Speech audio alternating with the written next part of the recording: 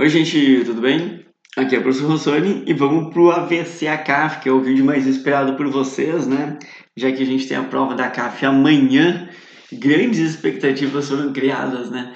Então vamos lá, meu nome é Rossoni e eu vou tentar resolver algumas questões visando a prova da CAF. E eu chamo AVC, né, o nosso aulão de véspera, já que a prova é amanhã, e algumas correções justamente das questões da prova da CAF, porque a gente entende qual é a lógica, né? E eles sempre perguntam quase a mesma coisa. Então a gente acaba, na verdade, adivinhando algumas questões que vão aparecer, porque sempre cai ou porque cai com uma certa periodicidade, né? Então eu preparei assim 14 dicas para vocês, tá? São 14 matérias que eu acho que vão estar presentes, né? Tópicos até que vão estar presentes na prova da CAF. Só que se a gente acertar 50%, por exemplo, dessas 14 aqui, né, dicas, a gente acerta 7 dicas, 7 questões. E a gente acerta daí as 7 questões que a prova da CAF tem de química, né, que são 7. E a gente acerta a prova inteira. Então, as matérias que eu acho que vai cair, tá? Se quiser anotar aí, é estequiometria, cinética, gases, soluções, eletroquímica, tabela periódica, teorias modernas, KPS, NOx, redox e balanceamento, pH, ligações químicas, oxidação de compostos orgânicos, propriedades coligativas e deslocamento de equilíbrio. Então, vamos inclusive começar com essa aqui, tá? Que é deslocamento de equilíbrio. E o que seria legal você saber antes de mais nada é que são reações reversíveis, né? Que é a velocidade direta tem que ser igual à velocidade inversa. Então, quando aparecer essa flechinha aqui, tu já sabe, eu acho que tem a ver com equilíbrio químico. E a gente sabe que o sentido direto, tá? É nesse sentido da esquerda para a direita. E tem o sentido inverso, né? Que vai ser da sua direita para a sua esquerda. E toda vez que aparecer o ΔH aqui, tá? Que é a variação de entalpia, né? No caso aqui é exotérmica, ela sempre é do sentido direto. Então, se fosse endotérmica, ela também seria do sentido direto. Então, por isso que eu posso falar que nesse caso aqui, né, como sinal negativo, é exotérmica. Então, o sentido direto, tá, vai ser exotérmico. Então, consequentemente, o sentido inverso vai ser o contrário, que é endotérmica. Então, isso tem que saber, isso é um pré-requisito. A outra informação importante que tem que analisar é o número de moléculas gasosas. E aqui eu estou somando uma molécula mais 3, que deu 4. Então eu vou ter 4 moléculas gasosas e meu volume é 4V. Já do outro lado eu tenho apenas 2 moléculas gasosas. Olha, para contar o volume não vale sólido e líquido, tá? Tem que ser nem aquoso, tem que ser gasoso mesmo ou vapor. Então aqui é 2V, portanto é um volume menor. Então tu tem que saber para onde é exotérmica, para onde é endo, qual o volume maior e qual o volume menor. Sabendo isso, eu consigo ir brincar de deslocamento de equilíbrio. Quando aparece alguma coisa escrita assim, desloca para, significa forma mais de. Como a gente já fez essa mini revisão aqui, né? Agora fica mais fácil, quer ver? Tem 3 fatores que alteram o equilíbrio, tá? Eles não alteram o KC, eles alteram o equilíbrio, deslocam o equilíbrio. Por exemplo, a concentração.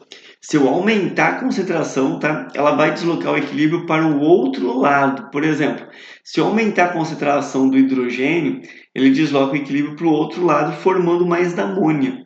Se eu aumentar a concentração de amônia, desloca o equilíbrio para o outro lado, formando mais nitrogênio e hidrogênio. Agora, se tu diminuir a concentração, desloca para o mesmo lado. Por exemplo, se eu diminuir a concentração do nitrogênio, o equilíbrio desloca para o mesmo lado que eu fiz a diminuição, deslocando o equilíbrio para repor o nitrogênio. Só tem um detalhe importante, né? Que sólidos e líquidos puros, eles não deslocam equilíbrio, porque tu não tem como aumentar ou diminuir a concentração de um sólido e nem de um líquido puro. É impossível fazer isso. Então ele simplesmente não desloca o equilíbrio. Pressão. Agora vem a parte do volume, tá? Se eu aumentar a pressão total do sistema, sempre o equilíbrio desloca para o lado de menor volume. Imagina tu empurrando as suas mãozinhas, tá? E aumentando a pressão. Então tu tá empurrando para um menor volume. Tenta associar com isso, tá? Se eu diminuir a pressão do sistema, desloco o equilíbrio, sempre lê aqui em cima, ó, desloco o equilíbrio para o lado de maior volume. Tem um detalhezinho? Tem. Às vezes o volume de um lado vai ser igual ao do outro lado. E aí a pressão não desloca o equilíbrio. A temperatura é muito interessante, tá? Porque ela envolve o sentido endo e o sentido exo, que funciona assim. Se eu aumentar a temperatura, imagina que eu estou dando calor para essa reação. Então essa reação ela vai absorver energia, tá?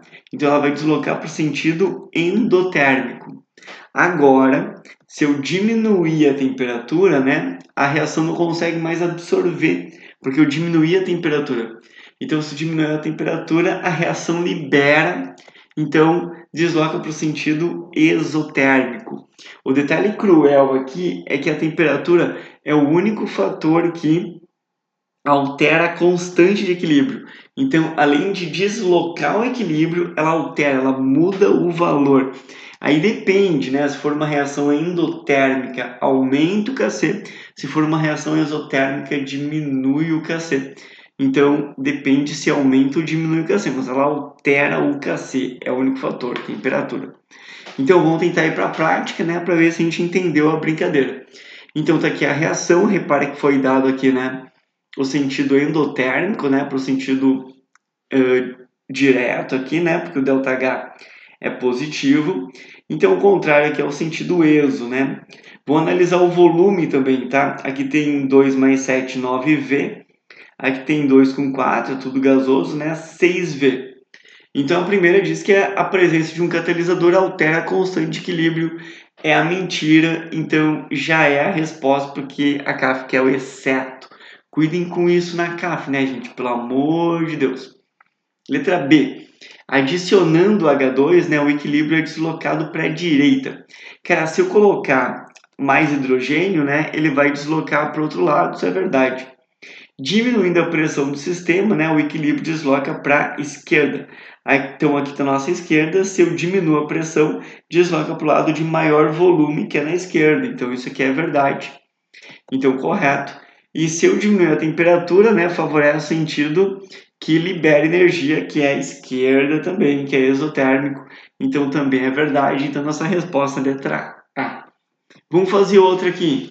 Olha só, eu tenho desmineralização dos dentes, né, com íon cálcio, fosfato, hidroxila, e aqui hidroxiapatita. Então, se eu aumentar a concentração de cálcio, que é esse cara aqui, né, favorece o processo de mineralização. Bom, desloca o equilíbrio para cá, que é chamado de mineralização. Então, esse cara está correto. O consumo de alimentos muito ácidos favorece a desmineralização do esmalte dos dentes. Cara, se você comer ácido, né, ou tomar ácido, esse ácido aqui ele vai reagir com a hidroxila, diminuindo ela, tá? Para quem não sabe, a hidroxila se junta com o hidroxônio formando um casal que é a água, tá? Only you. Então é verdade, cara, realmente, né? Então hidroxila e hidroxônio formam água e diminui aqui a concentração de hidroxila. Diminuindo a concentração de hidroxila, né? O equilíbrio desloca para esse lado aqui, né? Então favorece a desmineralização. Sim, isso é verdade. O número de oxidação do fósforo é mais 5, né? No fosfato. Deixa eu ver, eu vou pegar o fosfato aqui separado, né? Já revisa a NOx também. O somatório, assim, que era de um íon composto, né? Tem que fechar a carga dele, que é menos 3. O oxigênio, caso você não saiba, anota aí, é menos 2, que vezes 4 dá menos 8. Então, para fechar menos 3 aqui, o fosfato é mais 5, cara, correto também essa aqui, tá? E agora, no equilíbrio químico apresentado, a concentração de hidroxiapatita permanece constante. Sim, toda a concentração de sólido e líquido puro permanece constante, porque não tem como aumentar a concentração de um sólido ou de um líquido, tá, gente? Pelo amor de Deus. Então, isso está correto. E aqui todas as respostas são corretas, então resposta letra B. Beleza? Bom, então vamos lá para outra dica, estequiometria, né? Tu sabe que na estequiometria a gente obedece um método aqui, né? Caso você não tenha estudado falar nesse método, é o método das 4 linhas. Então, sempre na primeira linha você tem que ter a reação balanceada. Tipo, mas eu não sei fazer a reação, cara, pelo amor de Deus, né? Então, tu tem que saber fazer as reações. Na segunda linha, tá? Você tem que ter só mols, eu pego os coeficientes aqui da reação balanceada e transformo em mols. Na terceira linha, tu vai passar esses mols aqui para gramas. Ou se a questão quiser em litros, né? Você vai passar isso aqui para litros. Se a questão quiser em coulombs, né? Tu vai passar isso aqui para coulombs. Então, dependendo do que ela quiser, né? E na quarta linha, tu vai fazer a regra de 3. Beleza? Ó, eu posso até te dar uma dica, assim, ó, são 3 reações que a CAF não te dá e tu tem que saber fazer, tá? Primeira, neutralização. A CAF nunca vai te dar uma reação de neutralização. Então, tu tem que saber montar uma reação de neutralização. Outra, combustão. Cara, então estuda isso. Eu não sei fazer reação de combustão. Cara, é para amanhã. Pode pegar alguns vídeos, o que tu quiser. Tu tem que saber fazer a reação de combustão. E a outra reação importante é a decomposição de carbonato, tá? Decomposição de carbonatos. Por exemplo, carbonato de sódio se decompõe em quê? Óxido de sódio e gás carbônico. Sempre gás carbônico, tá? Então, essas são aquelas que tu tem que saber fazer, combinado? Então, tem uma questão que a CAF curte, mas faz um tempinho que não aparece em estequiometria, tá? Que é a de misturas. Então, quando aparecer uma mistura, por exemplo, esse óxido aqui é uma mistura, mas a CAF deu uma dica, tá? Olha, é formado por essa substância e essa substância. Então, você tem que fazer o quê? Nunca vai reagir à mistura. Você tem que pegar cada substância separada e fazer a reação com esse aqui, para depois ler a parte de estequiometria. Então, é o que eu vou fazer, tá? Eu vou pegar esse cara aqui, que é o óxido, tá, férrico. Então, eu estou pegando o óxido férrico e reagindo com ácido sulfúrico. E está dando aqui o sulfato de ferro. 3, combinado? Como isso aqui é uma neutralização, tá? Porque é um óxido fóton, mais ácido, dando sal e água, o NOx não mudou. Então, o ferro que era 3 aqui, eu usei para fazer essa fórmula aqui, né? Ferro 3, sulfato 2. Eu consigo lembrar que o sulfato é 2 porque tem 2 hidrogênios aqui também, né? Agora eu vou pegar o outro óxido, né, que é o óxido de ferro 2, onde esse ferro aqui é 2, né, então tá aqui o ferro 2. Aí eu consigo também fazer essa formulazinha e essa reação balanceada. E agora eu somo as duas. Se eu somar as duas, eu vou ter a mistura aqui nos dois óxidos de ferro, né, que vai dar o ferro 3O4. Aí eu somo os ácidos sulfúricos aqui, que vai dar 4. E eu já tenho a proporção que eu quero, né, que é 1 mol para 4 mol. Como eu tenho 1 mol para 4 mols, né, eu só transformo isso aqui em gramas. Eu fiz ferro, né, que é 56 vezes 3. Depois oxigênio, 16 vezes 4. Obtive 232. Peguei a massa do ácido sulfúrico também, que deu 98, né, vezes 4, 392. Então eu já tenho a proporção em gramas. Por que eu passei tudo para gramas? Porque ele deu em gramas aqui, né, e pediu em gramas. Então eu simplesmente passei tudo para gramas. Agora eu coloco os dados da questão, né, que é na quarta linha. Repara, né, primeira, segunda, terceira e quarta linha. Então na minha quarta linha tem 5,8 gramas. E eu consigo achar o X aqui, que deu 9,8. E portanto a resposta aqui é letra C. Combinado? Se não aparecer uma questão de estequiometria que vai envolver misturas, né, desse jeito, eu acredito que vai envolver gases, tá? Porque não cai um bom tempo gases também. Então, quem sabe, eles podem botar gases assim, envolvendo porcentagem. Então, olha só, ele quer saber qual é o volume em litros de ar, cuidado que não é de oxigênio, né? Porque o oxigênio é 20% do ar, para quem não sabe isso, né? Ele não é a maior parte do ar. E qual é o volume de oxigênio em litros, né? Necessário para a combustão completa de 780 gramas de acetileno na CNTP. Se tu esqueceu que é um acetileno, né, tu escreve ali que é o etino, combinado? Então, o etino a gente sabe que a fórmula do etino é essa aqui, né? É CH tripla CH, né? Porque é et2 tripla ino. Então, eu posso abreviar ele como C2H2 desse jeito aqui. E toda reação de combustão, né, é oxigênio, que é o comburente, né, cuida que o acetileno etileno é combustível, dando gás carbônico e água, tá? Então, isso aqui não está balanceado, eu preciso balancear essa equação. Então, se aqui tem 2 carbonos, aqui também precisa ter 2 carbonos, então 2 CO2.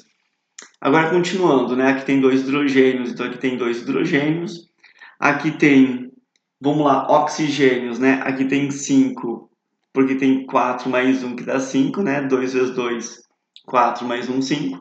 Então, aqui tem T5 também. Se eu colocar só 5, vai ficar 10, né, então tem que botar 5 meios, porque 5 meios vezes 2 dá corta, 5. Então, por isso que aqui eu botei 5 meios. Então, eu já tenho minha primeira linha. Na segunda linha, eu ponho o número de mols, né? Que é 1 mol para 2,5 mols. E na terceira linha, eu passo esse cara aqui para gramas, porque ele está sendo dado em gramas, né? Então, carbono é 12 vezes 2, 24, mais 2, 26 gramas. E aqui é 56 litros, tá? Confesso que essa aqui eu fiz meio de cabeça, né? Porque o mol na CNTP de qualquer molécula gasosa, tá? Vai ser 22,4 litros, né? Só lembrando que CNTP, condições normais de temperatura e pressão, é 0 graus Celsius, tá, galera? Não é 25. 25 é condições ambientes.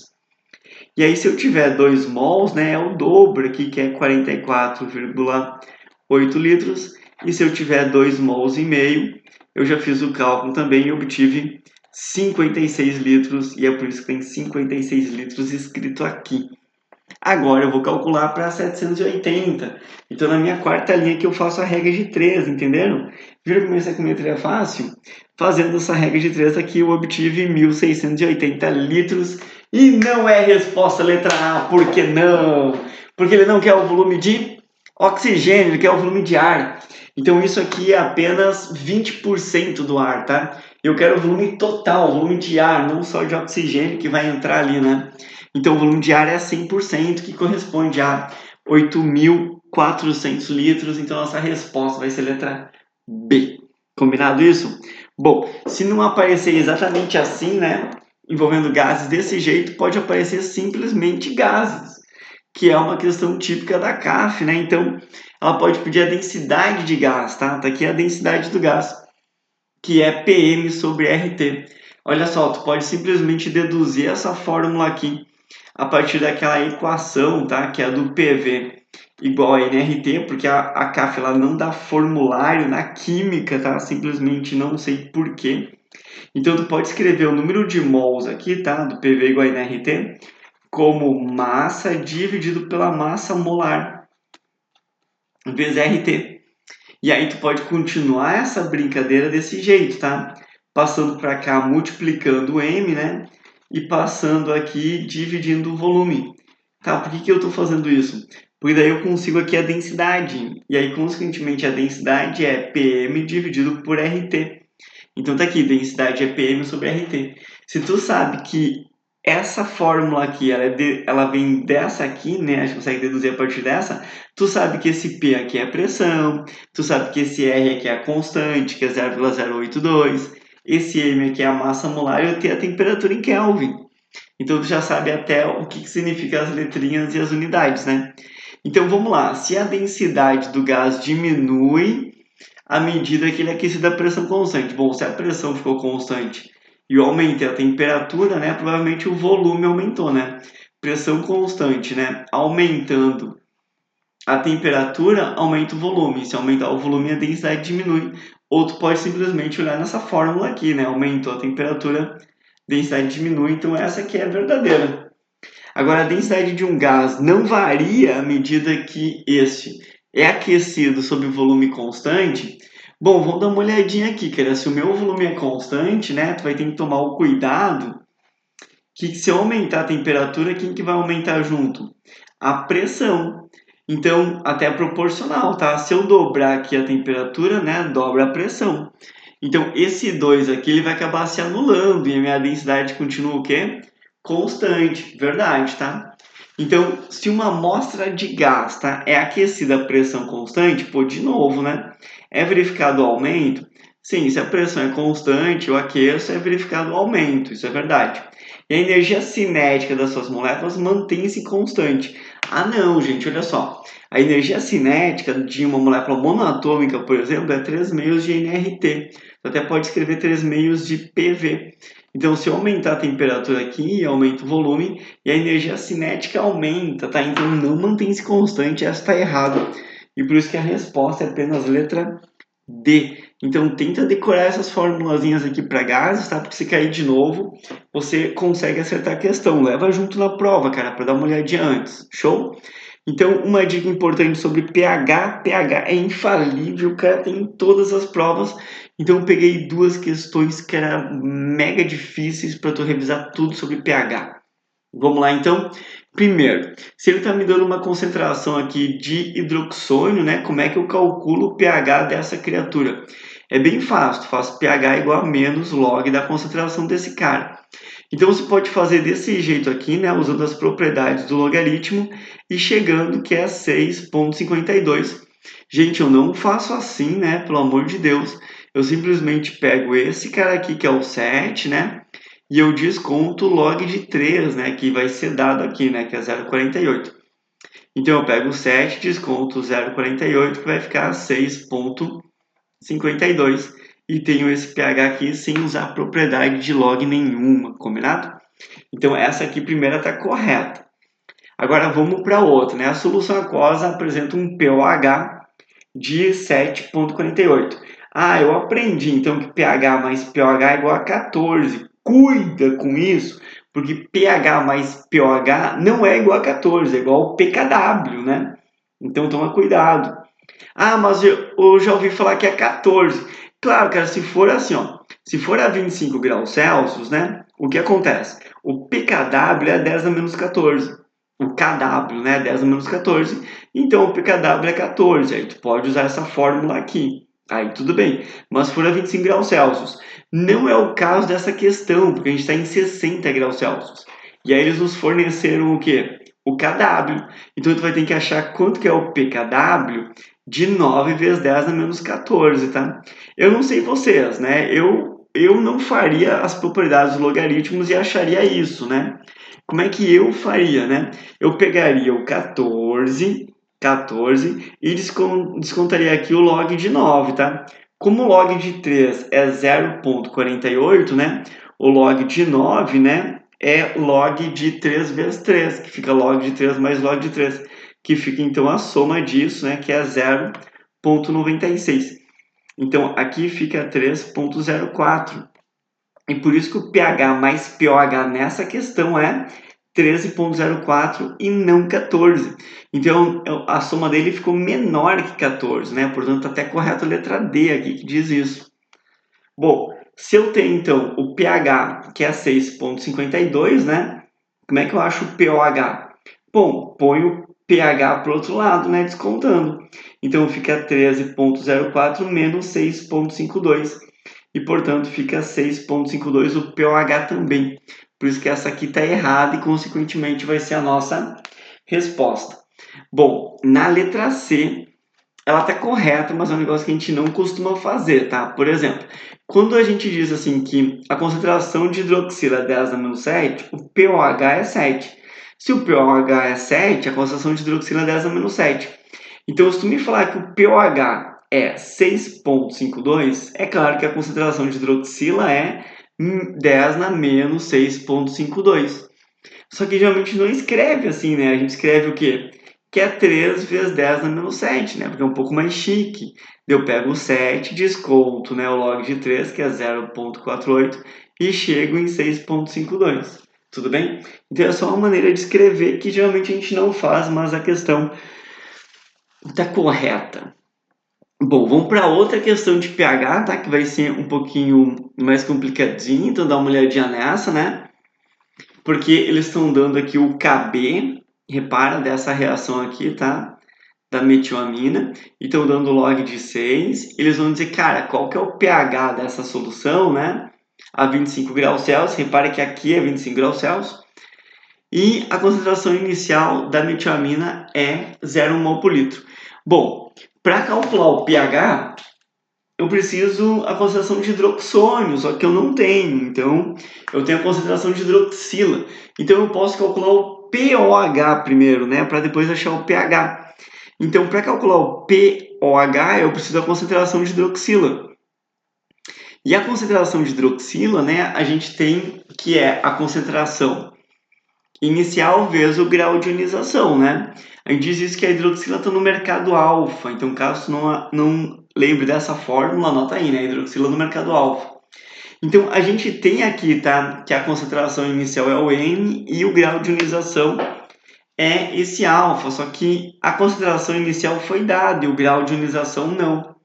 Então, como é que eu saio dessa? Existe uma outra formulazinha bem conhecida na química que é cair no mercado alfa duas vezes, tá? A hidroxila não está no mercado alfa, hidroxônio no mercado alfa, todo mundo no mercado alfa, é o mercado da moda, tá? E aqui tem a constante de ionização, que é cair no mercado alfa duas vezes. Então, como foi dado cair, né, que é o Kb, a gente vai substituir, né? Então, tá aqui o Kb ou KI, né, que é 3,6 vezes 10 a menos 4. A concentração inicial aqui é 0,1. Eu consigo achar qual é o meu grau de ionização, né? Bom, primeiramente, nós vamos fazer esse cálculo aqui, né? Então, repare que eu vou só arrumar os números aqui. Eu vou botar aqui 36 vezes 10 a menos 5. Quer dizer, eu aumentei esse, diminuí esse, né? Para permanecer o mesmo número. E esse 10 aqui, né? O 0,1, eu só passei para 10 a menos 1. Agora eu passo esse 10 a menos 1 para cá, né? Que ele vai passar diminuindo. Então, fica 10 a menos 5 menos 1. Então, fica 10 a menos 5 mais 1, que é 10 a menos 4. Então, eu vou tirar agora a raiz quadrada de 36 vezes 10 a menos 4, né? Que fica 6 vezes 10 a menos 2. E esse é o grau de ionização. Então, eu posso escrever aqui, né? Que a concentração inicial é 10 a menos 1 vezes 6 vezes 10 a menos 2. E, portanto, a concentração de hidroxila é 6 vezes 10 a menos 3. E aí eu consigo calcular o pOH de cabeça, né? Eu não sei vocês, né? Eu não faria esse cálculo todo aqui, eu faria de cabeça, né? Que é 3 menos o log de 6, né? Então, 3 menos 0,78, né? Dá 2,22. Só cuida que isso é o pOH, né? Como nesse caso aqui, a temperatura é 14, né? pH mais pOH dá 14, então tem que diminuir do 14 esse 2,22 que fica 11,78. E por isso essa resposta é a letra B. Bom, cara, se tu conseguir entender essas duas questões de pH é porque você é muito bom em química e vai dar tudo certo. Se tu não entendeu, cara, leva essas fórmulas para a prova, porque é muito provável que elas apareçam no vestibular de agora. Beleza? Então vamos lá. Eletroquímica. Então, como caiu a questão de nerds, está em alguns cálculos mais difíceis, eu acredito que agora não seja uma questão tão difícil de eletroquímica. Então, eu vou abordar 3 tópicos, tá? O primeiro tópico é saber qual é o agente oxidante melhor, né? Que tem uma força maior, digamos assim. Então, o agente oxidante é o cara que vai sofrer redução. E quem que vai sofrer redução? Quem tiver o maior potencial de redução. Então, esses potenciais aqui são potenciais de redução, né? Você pode olhar pelo NOx do cromo, que está passando de mais 6 para mais 3. Você pode olhar pelo NOx aqui do manganês, né? De mais 7 para mais 2, ou de mais 2 para 0, então está reduzindo. Ou eu olho muito mais rápido, que é simplesmente elétrons antes da flecha.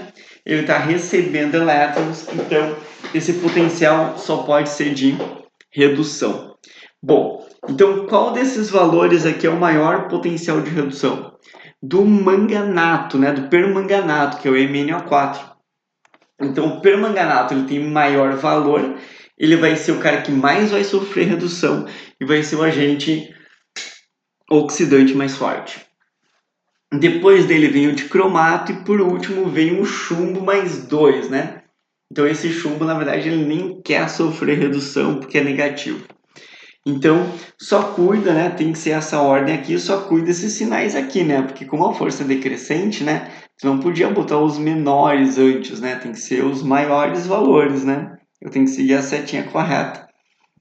E o maior valor é do permanganato. Beleza? Então, a gente vai ficar com a resposta letra D. Agora, olha outro, tá? Um outro tópico que é normal a CAF perguntar qual é o potencial total da pilha. Então, claro, a gente pode explicar toda a teoria, mas quando pede o potencial total da pilha, tu simplesmente, cara, é muito fácil, pega o maior valor, tá aqui, peguei o maior valor, e diminui o menor. Pega o maior e diminui o menor. Se eu pegar o maior e diminuir o menor, vai ficar, né, menos esse, vai ficar mais 0,16 volts.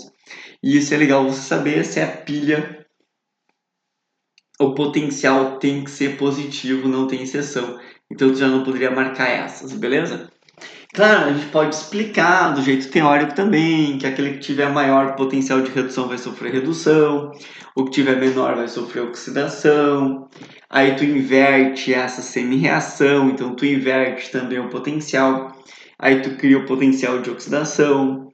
A soma, né, do potencial de redução de quem sofre redução com o potencial de oxidação de quem sofre oxidação é o potencial total.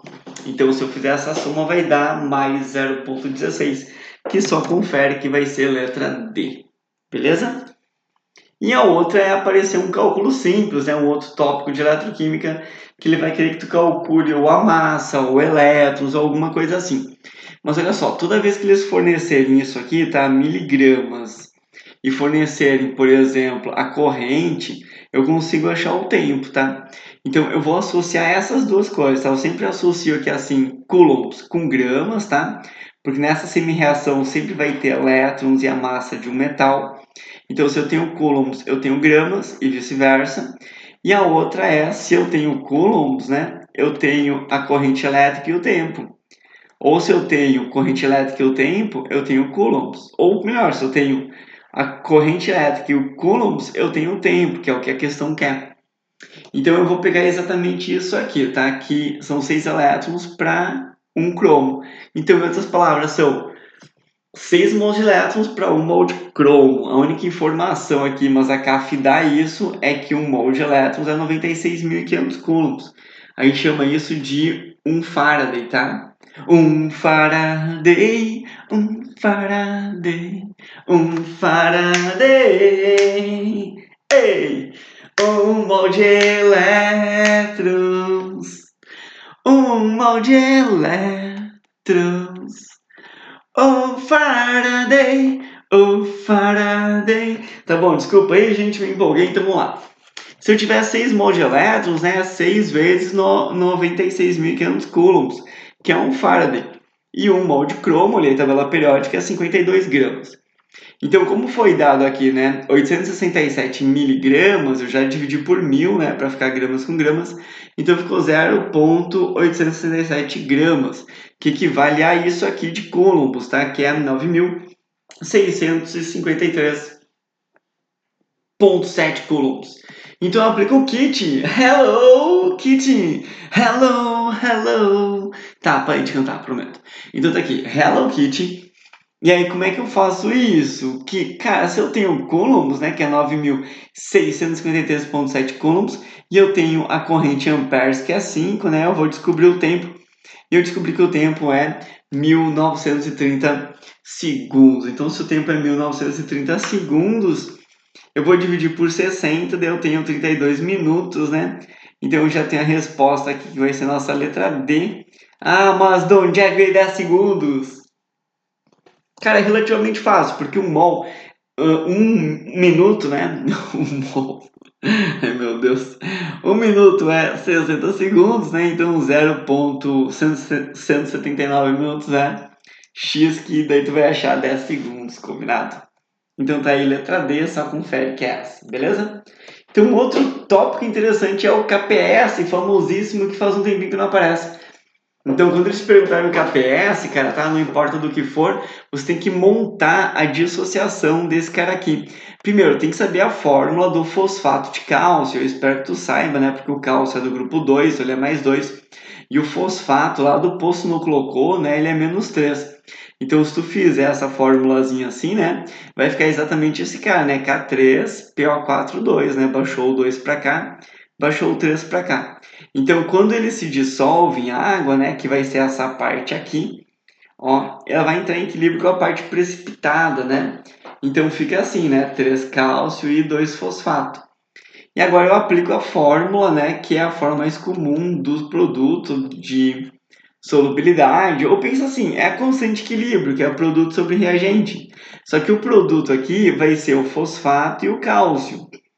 E o reagente vai ser esse cara aqui que é sólido, daí ele não vai entrar, porque ele é sólido. Agora, se eu te perguntar qual que é a concentração dos íons cálcio, tá? Na solução. Cara, é 3 vezes a solubilidade, então a gente escreve 3S. E qual que é do fosfato? 2S. Ah, sempre faz isso? Sempre, sem exceção.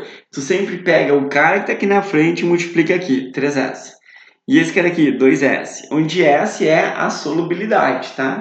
Esse S sempre é a solubilidade, porque é a concentração deles aqui, né? Porque se passar da solubilidade, ele precipita, que é o sólido que está aqui daí. Então a concentração desses caras é a solubilidade ali, multiplicado, claro, pelos númerozinhos da frente. Então vamos lá, tá? Produto sobre reagente, né? O reagente não apareceu aqui porque é sólido. Detalhe importante, não esqueça de botar o 3 e o 2 aqui no expoente, né? O 3 aqui no expoente, o 2 no expoente. E agora tu substitui a concentração pelo que a gente fez, né? 3S elevado ao cubo, 2S elevado ao quadrado. Se esse número aqui não tiver igual a esse, é porque você está errando alguma coisa. Pelo amor de Deus, cara, tá? Se aqui tiver 4, aqui tem que ser 4, tá? Se aqui tiver 2, aqui tem que ser 2. Então, tu tem que obedecer isso. Consequentemente, o nosso KS aqui fica 27S ao cubo e 4S ao quadrado, que vai dar 108S na quinta. Então, como ele deu o KS aqui, que é 1,08 vezes 10 na menos 33, eu vou ajeitar esse número aqui para poder cortar 108 com 108. Então, eu aumentei esse cara aqui, né, 100 vezes, diminuí aqui 100 vezes para permanecer o mesmo número. Aí eu vou tirar S na quinta de 10 a menos 35, né? Tu só pega esse expoente aqui, caso tu não saiba fazer, e divide por 5, né? Que vai ficar, então, S igual a 10 na menos 7. Bom, se a solubilidade é 10 na menos 7, né? Qual é a concentração de cálcio? É 3S, que vai ser 3 vezes 10 na menos 7. Então, portanto, essa resposta aqui é a letra A. Combinado isso? Tá, então eu espero que você tenha entendido um pouquinho o KPS, né, e consiga fazer outras questões que são parecidas com ela. Bom, vamos para outra. Teorias modernas, então é muito legal você saber que tem as teorias modernas de ácido base, né, de Bronsted, Lowry e Lewis, né? Então, caso você não saiba nada disso, pode escrever assim, ó, ácido e base, né? Tem a teoria de Arrhenius, tem a teoria de Bronsted, Lowry, já vou escrever ela para você, porque vai aparecer em várias questões. E tem a de Lewis, eu escrevi Lewis ali, tá? Meu Deus, que letra bonita, senhor! Eu sei, gente, eu sei, é linda, né? Linda. Então, cara, pelo menos a de Arrhenius, né? Seria legal você saber. Porque o que diz a teoria de Arrhenius? Que se tiver ácido, né, ela libera H+ em solução aquosa. E se tiver base, é porque libera hidroxílio em solução aquosa, né? Do que diz ali a teoria de Bronsted-Lowry? Que libera H+, simplesmente libera H+. Tá, e a base? A base aqui recebe H+, né? E para ela receber H+, ela tem que ter oxigênio, ela tem que ter nitrogênio, porque eles têm par de elétrons sobrando para receber o H+. Então tu pode até pensar assim, ó, se a base aqui tem que ter o par de elétrons, né, sobrando para receber o H+, então o que a base vai fazer? É aquela que doa o par de elétrons, né? Então o ácido inverte aqui, né, o que recebe o par de elétrons. Show? Então toda a base de Bronsted-Lowry também é uma base de Lewis. Então vamos para a prática, né? Como é que eu reconheço isso? Vai aparecer assim, essa molécula do gás sarin aqui, né? Ela tem oxigênio? Tem oxigênio. Então eu posso falar que ela é uma base de Bronsted-Lowry porque ela tem par de elétrons? Pode. Essa é a revisão que eu queria fazer contigo, tá?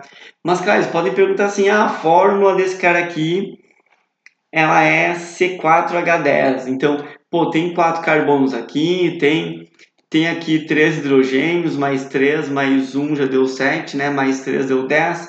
Fechou. Então, realmente, Essa aqui é correta. Outra, a molécula do gás sarin é polar? Sim, cara. Para ser apolar é muito difícil, tá? Eu tenho que ter os dois átomos ligantes aqui, tá? Iguais. E é só em algumas geometrias, né? Tipo linear, trigonal, tetraédrica, que nem essa aqui, né? Então, se os átomos ao redor aqui são iguais, né? Ela é apolar.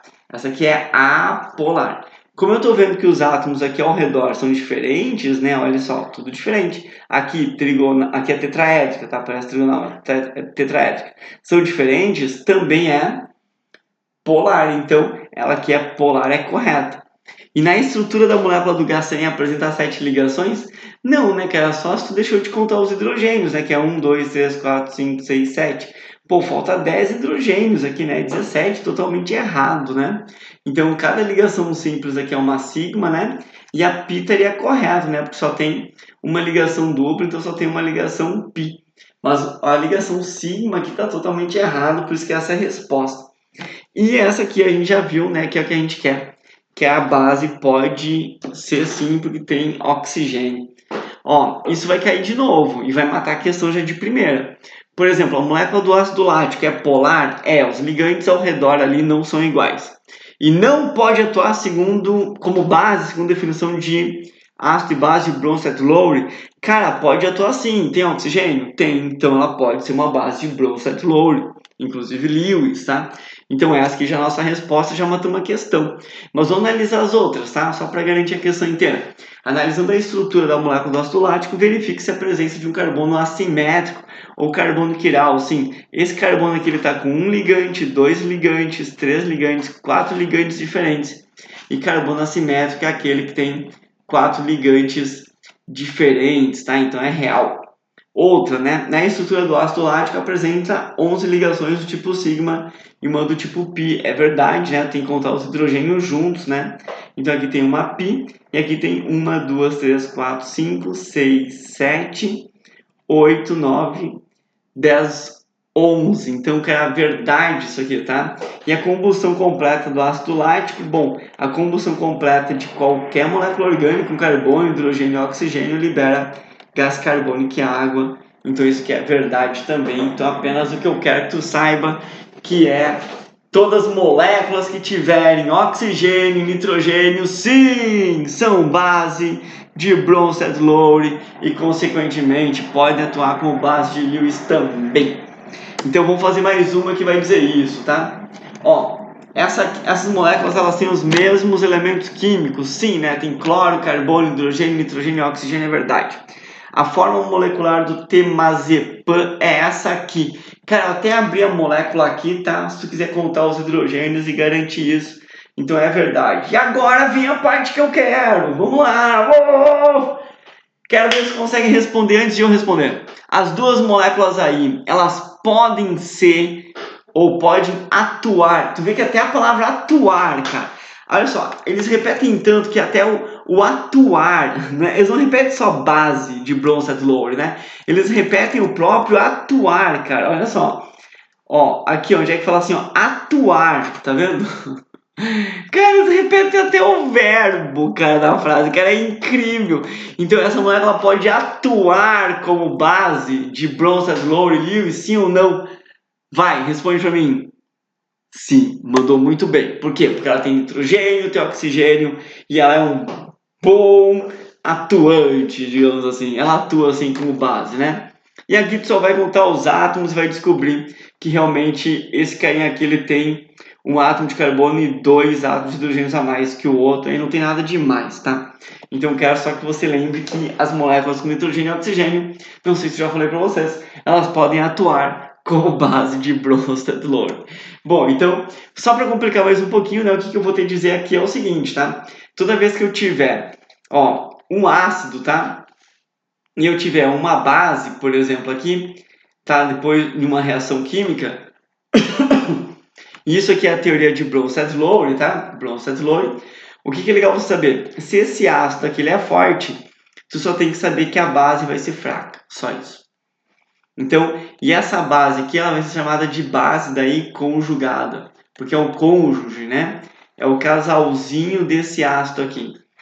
Então, ácido e base conjugada se o ácido é forte, a base é fraca. Eu te explico a questão agora, tá? Funciona mais ou menos o seguinte. Toda vez que tiver um K menor, é porque o meu PK menor é porque o meu K é maior. E se eu tiver um K maior é porque o cara é mais ácido. Então ele vai ter mais íons, tá? Vai ter maior concentração de hidroxônio, de A-. Então esse cara aqui ele tem o Ka menor, o pKa menor, né? Se ele tem um pKa menor, ele vai ter a maior concentração de A-, a maior concentração de H+, sim. Então essa aqui está correta. Ele vai ser um ácido mais forte, sim. Outra, eu posso falar que é válida essa seguinte relação aqui. Também, isso é a equação de Henderson-Hasselbalch, tá? Que serve para calcular o pH de uma solução tampão. Cara, isso eu dei para vocês no aulão passado e caiu na prova, tá? Que foi dias depois. Então, se tu quiser, eu posso até mostrar de onde é que vem isso, tá? Como tu sabe fazer isso aqui, K, que é a concentração do hidroxônio vezes o ânion, né? Vezes o HA. Eu vou isolar aqui o H+, cara. Olha, se eu isolar esse H+ aqui, fica Ka vezes HA, né? Só passei multiplicando. Dividido por A-. Às vezes tá, e daí, Rossoni? Daí, se eu aplicar log dos dois lados, né? Vou aplicar assim, ó. Menos log desse cara aqui. E eu vou aplicar aqui também, tá? Menos log disso aqui. Então, eu tô aplicando aqui, ó. Menos log desse cara, né? Então, eu vou aplicar primeiro assim, ó, menos log do Ka, só para facilitar aqui a visualização, e menos log já desse cara separado aqui, tá? Que é o HA dividido por A-. Tá, e daí? Aí que o menos log do H+ é pH. E o menos log do Ka, tá aqui em cima, né? Menos log do Ka é o pK. Ah, mas aqui não deu certo. Não, é que aqui, ó, é menos log do HA sobre A-, né? Então, se eu inverter eles de posição, né, eu troco o sinal. Então, tanto faz tu usar essa aqui, né, ou tu usar essa aqui. Então, ela tá correta, então teria como deduzir isso. Tá, e aqui é a resposta que eu quero, né, que é a base conjugada do ácido, né, como esse ácido aqui é o mais forte, a base conjugada tem que ser a mais fraca, beleza? Então essa aqui está errada, que envolve a teoria de Bronsted-Lowry, e ela que vai ser a nossa resposta. Bom, vamos para mais um tópico aqui, né? Soluções. Cara, as soluções me preocupam um pouco, porque na verdade, assim, ó, as soluções ela cai direto, tá? E tem vezes que cai duas questões, inclusive, né? E vai caindo direto. E aí eu não sei por que cargas d'água, galera, simplesmente passou 3 vestibulares sem cair nenhuma de soluções. E geralmente quando a K quer soluções, ela quer um negócio assim, tá? Que ela quer transformar gramas por litro em mols por litro. Daí como é que eu faço isso, tá? Comi muita massa. Comi gramas por litro, tá? Gramas por litro. Muita massa, tá? Então essa massa que você está comendo aqui é a massa molar. Ah, eu queria comer uma massa pesto. Não, carbonara. Não, é massa molar, tá? Que é quantos gramas tem um mol. Então, essa aqui, esse Mzinho enfeitado aqui, tá? É mols por litro. Então, comi muita massa, quer dizer isso, né? Como transformar gramas por litro em mols por litro e vice-versa. E aí tem essa aqui também, né? Que é como transformar porcentagem em gramas por litro muito rápido. Só multiplica por 10. Cara, é muito ridículo. Olha só, se eles te falarem que é 2%, tá? Ah, é 2%. Qual é a concentração? Ah, é 20 gramas por litro. Nossa, cara, é muito fácil. Não faz regra de 3.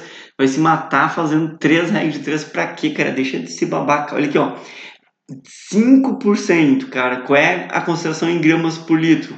Multiplica por 10, cara. 50 gramas por litro. É só usar comi 10 de pepperoni ou 10 de pesto. Cara, tu não comeu muita massa? Tá aqui, ó. Comeu muita massa, né? Que massa que tu comeu? Agora fala, tá? Qual é a massa que tu comeu? 10 de pepperoni. Comi 10 de pesto. Ou se tu quiser um outro sabor aí, começa com P. Escreve pra mim nos comentários. Ah, mas esse D aqui. Cara, esse D aqui é a densidade. Isso aqui nem a CAF, que é um vestibular difícil, usa. Isso só vai ter num ITA da vida, tá? Caso eles derem que a densidade é 1,5 ou 5 ou outro valor, aí tu vai pôr ela aqui, mas cara, nem a CAF tá usando isso. Bom, quem sabe seja agora, né? Daí já vai estar preparado, imagina. Daí nem até as regras de 3 lá vamos conseguir fazer isso. Show? Então vamos lá, cara. Vamos ver se tu consegue fazer as questões aqui, né? Ele está me dizendo aqui que a gente tem uma concentração de cloro residual livre, né? Que é 5, que é 4 vezes 10 a menos 5 mols por litro. E ele está dizendo aqui que a massa do cloro é 35,5 e o cloro residual livre é Cl2. Então, claro que como ele é Cl2, né, fica 71 gramas, né, porque é 2 vezes esse cara aqui. E ele quer saber a concentração em miligramas por litro. Quer dizer, tu vai ter que passar mols para litro para gramas por litro, ou miligramas por litro, né? Como é que eu faço isso? Cara, comi muita massa, tá aqui. Ó, é assim que eu passo, né? Comi muita massa, gramas por litro para mols por litro. Cara, sem sofrimento. Então vamos lá, eu vou pegar esse valor aqui que é 4 vezes 10 a menos 5 mols por litro, vou fazer vezes 71, que é a massa molar, e obtive 284 vezes 10 a menos 5. Bom, vamos dar uma ajeitada nisso, cara, o que tu acha? Ó, eu vou diminuir esse valor aqui por 100, tá? Então dividir por 100, esse que eu fiz vezes 100, aí passou para 10 a menos 3. E esse 10 a menos 3, tu sabe que ele é 1 mili. Então fica 2,34 miligramas por litro, resposta letra B. Nossa, cara, que acharam? Fácil, né? Então vamos fazer outra, olha só. Eu vou fazer essa aqui. Para preparar 1 litro, tá, de solução, ó, 1 litro de solução de NaOH, se dispõe de 2 frascos distintos, tá? Então, um na concentração de 7%, gente, outro na concentração de 2%, gente. E aquele que é 1 mol por litro, cara. Cara, como é que você vai fazer essas transformações, cara? Então, olha só, eu sugiro que você use aqui, tá? Transforme tudo em gramas por litro. Então, tu vai usar aqui, comi muita massa, e aqui transforma esses caras aqui em gramas por litro também. Aí tu consegue comparar, né? Então, comi 10 de pepperoni. Então, assinale a alternativa que contém os respectivos volumes das soluções A e B, que uma vez misturados resultará na mistura desejada. Então, qual é o volume que eu pego desse, né, e desse, né, do A e do B, para conseguir isso aqui? Então, vamos lá, né? Como eu quero fazer isso, vou fazer uma média ponderada, então vou usar minha formulazinha, né? Comi muita massa. Se eu comer muita massa, né, eu vou pôr aqui concentração 1 mol por litro, a massa desse cara aqui é 40, né, porque é 23 mais 16 mais 1, e consequentemente é 40 gramas por litro. Agora eu vou calcular qual é a concentração do frasco que eu vou chamar aqui de 1, tá, mas tanto faz. Então eu vou dizer aqui, tá, a densidade é 1 e aqui é 7, tá? Então tá aqui, 7%. Se tu quiser escrever aqui, tá? Essa aqui é do A, digamos assim, né? Mas tanto faz a simbologia que tu vai usar. Pode usar CA aqui. Então, ao fazer esse cálculo aqui, tá? Eu achei 70 gramas por litro. Gente, eu juro pra vocês que eu não farei esse cálculo, tá? Eu não sou bobinho de fazer isso, tá? Eu pegaria, é 7%? É. Então é 70 gramas por litro. Tá, vamos ver se tu entendeu. Aqui é 2%, cara. Então me diz qual é a concentração em gramas por litro. Sério. Isso, 20 gramas por litro. Então acho que eu vou escrever isso, comi 10 de pepperoni ou de pesto, e vou escrever aqui densidade 1, 2, para dar 20 gramas por litro. Não, é só fazer vezes 10, cara, não tem segredo, não precisa fazer formulazinhas regra de 3, não. Então vamos lá, vou fazer agora a média ponderada, tá? Para conseguir isso. Então tá aqui a concentração e o volume, e a concentração e o volume final. Aí eu tenho a média ponderada, né? Que tem que ser, no caso aqui, 1. Combinado? Tá, então vamos lá. Ó, o que eu preciso de vocês? Que eu pegue 70 gramas por litro vezes o volume, 1. E eu pegue 20 gramas por litro vezes o volume 2. Só que, se eu deixar o volume 1 e o volume 2, eu não consigo resolver porque vai ter duas incógnitas. E se tiver duas incógnitas, eu não consigo resolver. Então, como é que eu faço? Eu quero 1 litro. Então, eu vou pegar desse 1 litro, vou descontar o V1. Então fica o V1 e aqui 1 menos V1. Cara, tu também podia colocar, por exemplo, aqui, tipo, V2 e aqui 1 menos V2, tanto faz. Então, é só matemática, tá? Daí eu consigo ter uma incógnita só. Agora, qual é a concentração, né? Se aqui é 70 e aqui é 20, aqui é 40 gramas por litro. Então, todas na mesma concentração. Aí, esse 1 vai passar multiplicando para cá, né? Vai ficar 40. Então, fica 70 V1. Aqui fica 20 menos 20 V1. Então, esse 20 vai passar para cá, né? E aqui fica 70 menos 20, que fica 50 V1. 40 menos 20 deu 20. E se eu isolar o V1, né, vai dar 0,4 litros. Ou, em outras palavras, né, 400 ml. Bom, então se aqui é 400 ml, né, obrigatoriamente o outro tem que ser 600 para fechar 1 litro. Beleza? Bom, então revisado até como fazer uma média ponderada das soluções, né, quando tiver duas misturando, né, para dar uma outra que é a solução final. Mas a principal parte para revisar era essa aqui, né, que é comi muita massa e comeu 10 de pesto. Feito? Bom, vou fazer mais uma porque faz um tempo que não cai soluções, né, e as soluções caem muito, que é em ppms. Então, cara, só tem que saber que a tradução de ppm é uma parte por milhão. Então, se ele te falar que tem uma parte de permanganato de potássio em 40 mil partes de água, gente, só transforma em 1 milhão. É uma questão ridícula, muito fácil de fazer. Então, se é partes por milhão, né? Então, sempre tem que achar quanto que tem em 1 milhão. Se tem uma em 40 mil, e 1 milhão tem quantas? X. Aí eu fiz essa multiplicação, a regrinha de 3 deu 25. Então é 25 ppm. Então a resposta é a letra B. Show de bola? Bom, então vamos continuar com outro tópico que é NOx, redox e balanceamento. Então aqui a gente tem uma questão, tá, que diz que o permanganato de potássio vai atuar como agente oxidante, então ele sofre redução. E ele vai dizer que o produto da redução depende do pH do meio. Eu estou traduzindo a questão para vocês, tá? Então, o pH do meio, ele pode formar Mn+2, se é meio ácido. Ele pode formar MnO2, se for um meio fracamente alcalino, fracamente ácido a alcalino, né? Quer dizer, um pH mais ou menos neutro. E pode formar o manganato, né? Que é o MnO4-2, que se o pH for maior do que 13, né? E ele quer exatamente isso, né? Ele quer saber qual é o NOx do manganês, se o pH é 3, se o pH for 6,7 e se o pH for 13,5. Então vamos lá, revisão de NOx, né? É assim, se aparecer um íon simples, o NOx é a própria carga do íon. Se aparecer uma substância composta, o somatório é 0. Então, o oxigênio é menos 2 vezes 4, menos 4, né? O manganês aqui é mais 4. Se aparecer um íon composto, né? O somatório tem que ser a carga, que é menos 2. Então, o oxigênio menos 2 vezes 4, né? Menos 8. Para fechar menos 2, que tem que ser mais 6. Então, por isso que nossa resposta fica mais 2, mais 4, mais 6. Bom, espero que vocês tenham revisado o NOx comigo. E agora a gente aprofunda no que realmente eu acho que pode cair na CAF, porque faz muito tempinho que não aparece, que é o balanceamento por redox.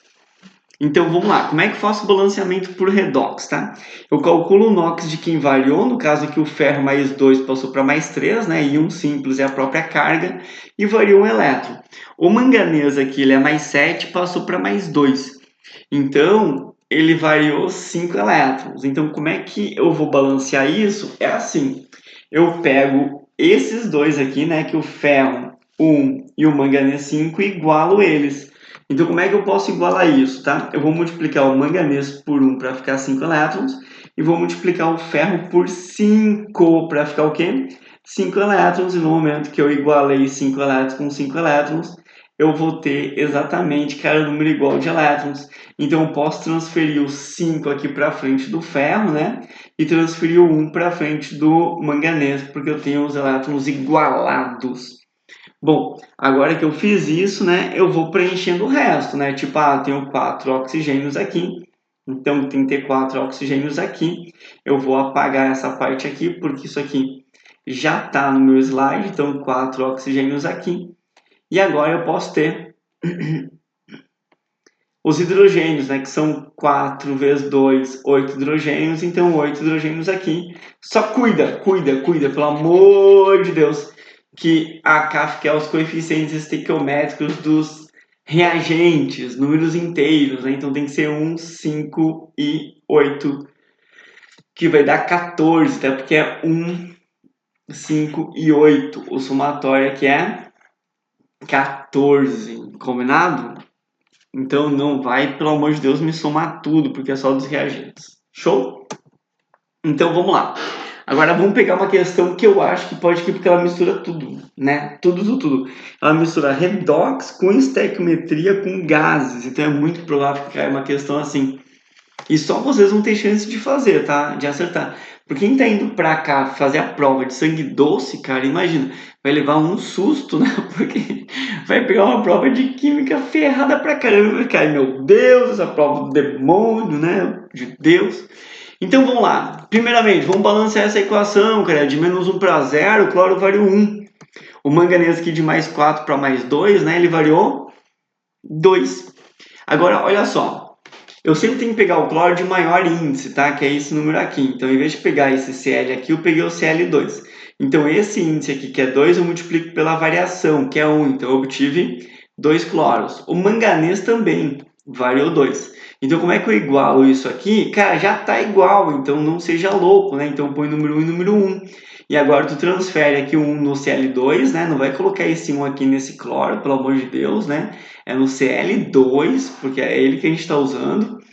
E a gente tem aqui o Mn que vale para os dois, então um Mn e um Mn. Agora vamos continuar, né? Geralmente a gente segue isso aqui, tá, galera? Que é a regra do macho, tá? Que é metal, carbono, hidrogênio e oxigênio. Então o metal está balanceado a metal, então o cloro, né? Aqui é 2 e 2, então aqui tem que ser 4 para fechar o cloro. Aí carbono não tem hidrogênio, né? Então tem 4 hidrogênios, aqui tem que ter 2 para fechar 4 hidrogênios. Agora oxigênio, né? Aqui tem 2 e aqui tem 2, então fechou o oxigênio. Essa é a nossa equação balanceada. Então eu já sei que a proporção, tá? Como ele quer o volume de gás cloro e ele quer ele deu a massa de dióxido de manganês, né, que é 174, eu já tenho a proporção, né, que equivale 1 mol desse cara para 1 mol desse, que é o que eu quero, os outros não me importam, né? Então, quanto que é 1 mol desse? 1 mol desse cara aqui foi dado na questão, tá lá no início, no enunciado que eu acabei tirando, que é 87 gramas, só que essa aqui, cuidado, cara. Tu vai dizer assim, tá, mas 1 mol, senhor, 1 mol é 22,4 litros, não a 27 graus Celsius, né? Então, eu concordo que é 22,4 litros se for o quê? Na CNTP. E só lembrando, tá, que CNTP é 0 graus Celsius, não a 27. Então, se ele está dando 27 graus Celsius, tem que usar o PV igual a NRT. Então, qual é o volume, né, de 1 mol? Cara, o volume de 1 mol eu vou fazer aqui, né? O volume de 1 mol, o R é constante, né? O T é a temperatura, que é 27 mais 273, né? Que eu somo para ficar em Kelvin sempre, né? Não esqueçam disso, 300. E divido pela pressão, que é 1 atm. Então esse volume aqui eu achei no 24,6. E é por isso que eu coloquei ele aqui, 24,6. Agora eu continuo, né? Então vamos lá, para continuar sendo 74, que é o dobro, né? Aqui tem que ser o dobro também, por isso que o meu volume é 49,2 litros, combinado? Então, resposta letra C em uma questão que era muito provável que caia, porque ela mistura todos os conteúdos, beleza? Então, vamos para outro tópico aqui, que é propriedades coligativas. Cara, propriedades coligativas, olha só, é esse vermelho aqui com tracejado, tá? Faz 1, 2, 3, 4, 5, 6 vestibulares que não aparecem. Cara, isso é muito improvável, porque propriedades coligativas eles amavam e aí passa 6 vestibulares sem cair. Então é por isso que eu preparei um material muito massa que te dá todas as fórmulas de propriedades coligativas. Então vamos lá, primeiramente, se tu nunca ouviu falar em propriedades coligativas, tu tem que saber isso aqui para poder acertar a questão depois de fazer o cálculo, tá? Então, é quando você põe sal na água, algum soluto que não vai evaporar, né? Claro, que seja não volátil, e as propriedades da água mudam. Quais são as propriedades, tá? A pressão de vapor, a gente chama de tonometria, a temperatura de ebulição e buliometria, a temperatura de congelamento, né? Criometria ou crioscopia, e a pressão osmótica, que a gente chama de osmoscopia ou osmometria. Então, tenta gravar isso aqui, ó. Teco, teco, dadá, teco, dadá, teco, dadá. Tá aqui retardado, Rossoni, né? Então, é mais ou menos assim, ó. Teco, né? Eu vou escrever teco aqui, dadá. Tá vendo? Então, o que quer dizer isso, tá? O T, que a tonoscopia é diminuição da pressão de vapor, ebulioscopia, aumento do ponto de ebulição, crioscopia, diminuição do ponto de congelamento e osmoscopia, aumento da pressão osmótica. Então, se eu botar sal na água, o ponto de ebulição dela aumenta. Se eu botar sal na água, a temperatura de congelamento dela diminui. Então, tu pode escrever assim, ó, concentração, né? Quanto mais sal tiver, ou menos sal tiver, é teco. Então, se aumentar a concentração, o que acontece? Diminui a pressão de vapor, tá? Porque diminui, né? Ó, dá. Diminui a pressão de vapor, aumenta o ponto de ebulição, diminui o ponto de congelamento, aumenta a pressão osmótica. Então fica teco dá. Beleza? Agora, quanto que diminui? Ah, e tem que usar uma formulazinha, tá? Essa aqui a gente chama de vários pivetes, pivetinhos, catam Wi-Fi. O que é isso, né? Variação da pressão de vapor, variação da pressão de vapor inicial. O KT é a constante tonoscópica, isso aqui vai ser dado para você, tá? O W ali é a molalidade, só cuida que é mols, né? Do soluto por quilograma de solvente. Às vezes eu vou me fazer de louco, né? Quando ele der mols por litro, eu digo que é praticamente igual, porque não muda muita coisa. E o I, que é o meu fator de Van 't Hoff, tá? Que é enquanto as partículas se dividem a substância. Vamos para outra formulazinha? Quanto que vai aumentar o ponto de ebulição, tá? É aqui, tá? É a variação do ponto de ebulição. Que a gente usa assim, vários texugos querem Wi-Fi. Tá aqui esse texugo bonitinho, queridinho pra mim. Cara, ele quer Wi-Fi, tá? Então, vários texugos querem Wi-Fi. Eu vou pôr para vocês, tá? Que os vários texugos quer dizer variação da temperatura de ebulição. O Q, a constante ebulioscópica, sempre vai ser dado, tá? O W é a molalidade, que é mols do soluto por quilograma de solvente. E o I é o fator de Van 't Hoff, que eu já contei para vocês, que é o número de íons que se divide a substância, né? Então, vamos para outra formulazinha, né? Que é vários tucanos conectam o Wi-Fi. O que é esses vários tucanos, né? A variação de temperatura de congelamento. O Kc aqui é a constante crioscópica, tá? Que também vai ser dada para você. O W é a molalidade, tá? E o I é o fator de Van 't Hoff. E a última aqui, aí tu vai botar um asterisco, uma estrela, porque essa é a única que não caiu ainda. Então essa é a que vai cair. Já faz 6 vestibulares aí que não aparece isso. Então vamos lá, cara. Essa aqui tu grava, pelo amor de Deus, tá? Que é a pressão osmótica, daí não é a variação. Como é que eu calculo a pressão osmótica, tá? Meu rato tem internet. Meu rato tem internet. Então, a pressão osmótica é a molaridade, cuida que agora é mols por litro, tá? E não molalidade, né? O R é a constante, tá? Essa constante aqui é aquele 0,082 que tu já sabe. O T é a temperatura em Kelvin, nunca vai mudar isso, né? Nas formas de física, química, biologia, sei lá, é tudo em Kelvin. E o I tu já esperava, que é o fator de Van 't Hoff. Então, revisão das fórmulas, porque a cápsula não vai dar as fórmulas de química para vocês, né? Não tem formulário em química, vários pivetes, pivetinhos catam Wi-Fi, vários texugos querem Wi-Fi, vários tucanos conectam Wi-Fi e, meu rato tem internet. Cara, até meu rato tem internet e eu não tenho às vezes. O I é o fator de Van 't Hoff, que ele pode ser calculado assim, tá? Isquei um peixe que fugiu. Então ficou -1, tá? Eu sei. Esse aqui é o grau de dissociação. E esse Q é a quantidade de íons, tá?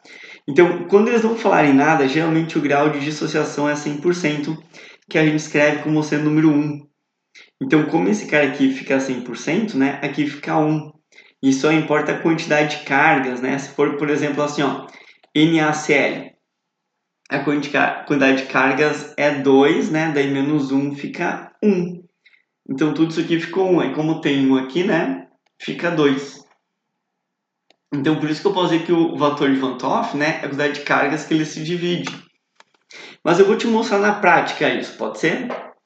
Então, em concentrações iguais, né? Qual que é a ordem crescente do ponto de ebulição? Olha só, o ponto de ebulição ele aumenta. Então, eu teria que calcular a constante ebulioscópica, que ele nem deu para tu calcular, a molaridade, mas a concentração ele diz que é igual, né? A constante também é igual para todos. Então, a diferença vai estar no I. Aquele que tiver maior I vai ter maior variação e, consequentemente, vai ter maior ponto de ebulição. Então, como é que eu faço o I desses caras aqui, tá? É assim. O magnésio, ele tem três íons. Então, 3 íons magnésio. O fosfato aqui são 2. Então, o total aqui do I deu 5. Que é o número de cargas, íons, que essa substância se divide, tá? Esse é o fator de Van 't Hoff. Se eu pegar o dicromato, tá? O ânion aqui, tá? Ele nunca se divide, tá, gente? Ah, mas aqui tem 2. Ele tem aparecendo de parênteses aqui, né? Agora, o dicromato de potássio, né? O potássio tem 2. Ah, então o potássio aqui tem 2. Então, por isso que meu I deu 3.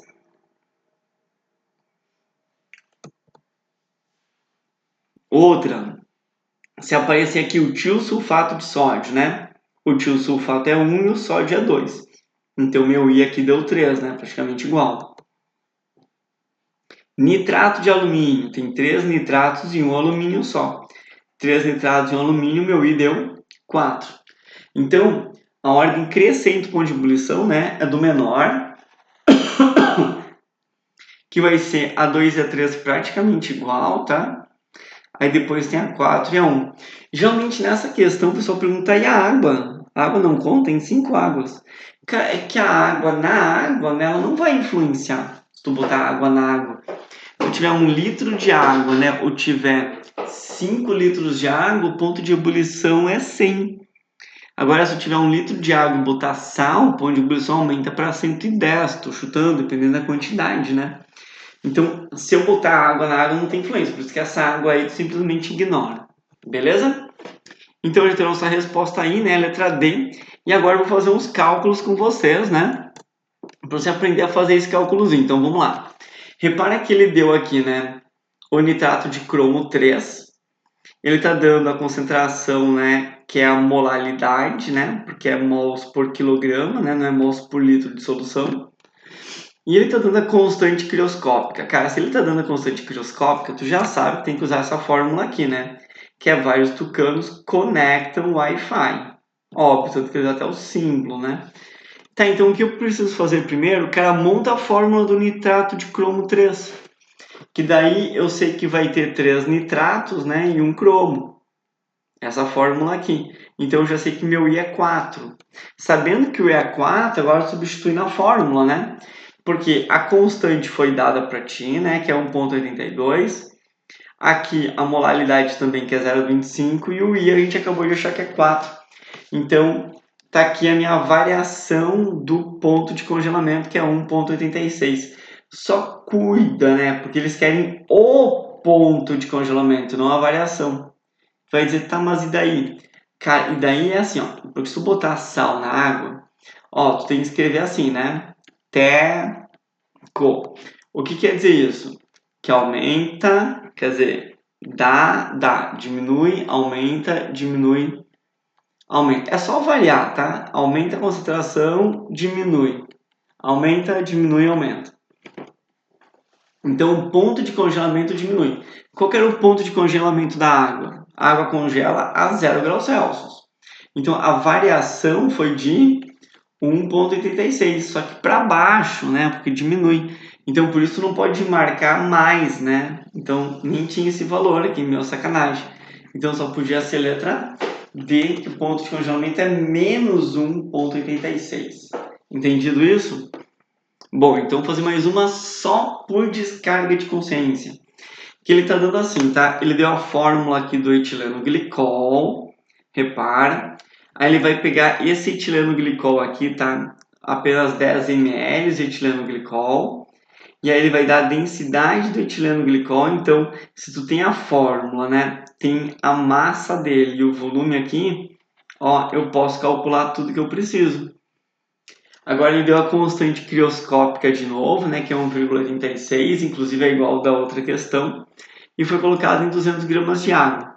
Tá, se estiver viajando muito, eu te dou umas instruções, né? Então, primeiramente, se deu a constante crioscópica, né? Eu já sei que eu vou usar essa fórmula aqui, que é vários tucanos conectam Wi-Fi. Ó, os tucanos estão conectados. Então, vamos lá. Para poder usar isso aqui, né? Eu preciso calcular aqui a criatura aqui, né? Constante é 1,36. E aqui eu botei fator 1. Por quê? Porque esse cara aqui é o etileno glicol. Se eu botar na água, ele não se divide em íons, né? Então, ele fica assim mesmo, é o fator de Van 1. Só que agora tem que encaixar a molalidade, né? Qual é a molalidade dele? Então, vamos lá, gente. Ó, a densidade é 1,12, que eu sublinhei para ti. E o volume dele, né, é 10 ml. Então, isso quer dizer o quê? Que eu consigo achar a massa. Ó, tu pode fazer a regra de 3 ou usar a fórmula, tá? Então, como a densidade é massa por volume, né? Se eu multiplicar o volume aqui pela densidade, né? Então, densidade volume, eu tenho a massa dele, que é 11,2 gramas. Como foi dada a fórmula dele aqui, né? Eu consigo achar 1 mol dele, né? Se eu achar massa molar. Então, o carbono é 12, né? Vezes 2, 24, mais 6, mais 6 hidrogênios, né? Dá 30, mais 32 deu dos 16 vezes 2, né, do oxigênio, deu 62 gramas. Então, se eu tiver 11,2, o número de mols é 0,18 mols. E esse 0,18 mols eu coloquei em quanto, né? Em 0,2 quilos de água, né? Que são os 200 gramas de água. E ao fazer essa divisão aqui, né? Eu tenho 0,9 mols por quilograma, que é a famosa molalidade. Aí eu posso substituir aqui. Só cuida agora, pelo amor de Deus, porque essa variação deu 1,67. E você já sabe disso, cara. Eu vou anotar de novo, vou ser chato, mas aí eu sei que vai acertar a questão. Se aumentar a concentração, o que acontece com o ponto de congelamento, né? Diminui. Então a água que tinha um ponto de congelamento igual a 0, ela diminui, né? E fica menos 1,67. Então, pelo amor de Deus, não marca o valor positivo, tá? Tem que ser o valor o quê? Negativo. Então, por isso que a resposta é a letra A. Combinado? Tá, então, continuando a brincadeira, vamos para a cinética, porque cinética geralmente cai, né? Tá frequente. E ela passou 3 vestibulares sem cair, então eles adoram o negócio de cinética envolvendo aquela brincadeira de ordem. Então, olha só, como é que tu faz a ordem de uma reação quando ele te dá essas tabelinhas e é assim que a CAF trabalha contigo, tá? Funciona assim, tu tem que saber que a lei cinética é essa aqui, velocidade igual a constante cinética, e aí geralmente vai os expoentes aqui na frente, né? Vão aqui, então os expoentes são os coeficientes, tá? Que estão lá na frente. Aí eu tenho aqui a lei da velocidade. E aí, como é que eu faço quando ele dá a tabelinha? Tu tem que usar o seguinte, tá? Tem que usar a seguinte relação. Se eu dobrar a concentração de um reagente e não acontecer nada com a velocidade, é porque 2 elevado a 0 é 1. Então, eu sei que a ordem é 0. 2 elevado a 1 é 2. Então, eu sei que a ordem aqui é 1. 2 elevado a 2 é 4.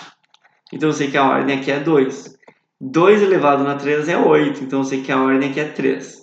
Em outras palavras, se eu dobrar a concentração do reagente e a velocidade não mudar, a ordem é 0.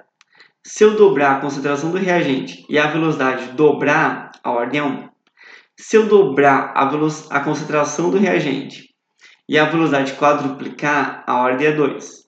Se eu dobrar a concentração do reagente e a velocidade octuplicar, a ordem é 3. Então, eu vou fazer essa análise aqui contigo. Vamos lá. Ó, primeiro eu vou analisar o A. Então, o B não pode mudar, senão eu não consigo analisar o A. O que aconteceu aqui? Ó, o A ele passou de 0,1 para 0,2, então ele dobrou. O que aconteceu com a velocidade? Nada, nada, continua igual. Então, a minha ordem vai ser 0. Então, o A aqui, né, ele tem ordem 0. 0. Então, realmente, não podia pegar esse valor aqui. Ó, agora eu vou até inverter aqui, né? Vou pôr aqui, ó, ordem 0. Vou até inverter a cor aqui para vocês, tá? Para a gente fazer a outra análise. Então, vamos lá. Vou analisar o que aconteceu com o B. Cara, olha só. O A, ele tá constante aqui, tá? Ó, tá constante aqui. Então, eu vou pegar exatamente essa variação, né? Daqui para cá, que é o dobro. Então, dobrou a concentração de B. Então, o A ficou constante, dobrou a concentração de B. O que aconteceu com a velocidade aqui? Passou de 4 para 16. Então, eu estou multiplicando quantas vezes? 4. Então, se eu dobro a concentração e a velocidade multiplica 4, qual é a minha ordem? 2. Então, o B é a ordem 2. Bom, se o A é a ordem 0 e o B é a ordem 2, né? Tu vai somar e tu vai ter a ordem global que é igual a 2. Entendido isso? Vamos para uma um pouquinho mais difícil então, já que a K afirma isso, a gente acha que vai cair cinética, né? Repara essa aqui, ele quer saber, tá? A ordem de novo, né? Do global da reação. Então, eu tenho que usar essa fórmula aqui, né? Onde esse X aqui é a ordem, né? Dos reagentes. E aí tem que usar essa tabelinha aqui que eu acabei de mostrar para vocês, né? Então, vamos ver o que vai acontecer? Pode ser? Então, nossa primeira análise aqui, né? Vamos pegar o B. Ó, se eu quiser analisar o B, né? Ó, cara, aqui tá constante e aqui aumentou um pouquinho. Não sei quanto. Ah, não, mas aqui ficou igual.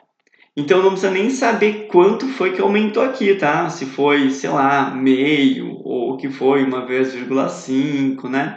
Quanto foi que aumentou? Não sei, mas aqui ficou constante. Então não importa qual é o número que tu botar aqui na frente, né? Não importa qual número tu botar aqui na frente. Esse número elevado na zero é 1. Então eu já sei que esse cara aqui tem ordem 0, né? Então essa velocidade eu vou poder escrever assim, né? Velocidade é igual a constante cinética vezes a concentração de A vezes a concentração de B, só que eu já sei que a concentração de B é a ordem 0. Porque se eu mudar ele, não muda a velocidade, né? Agora vamos para o A, né? Vamos tentar mudar o A.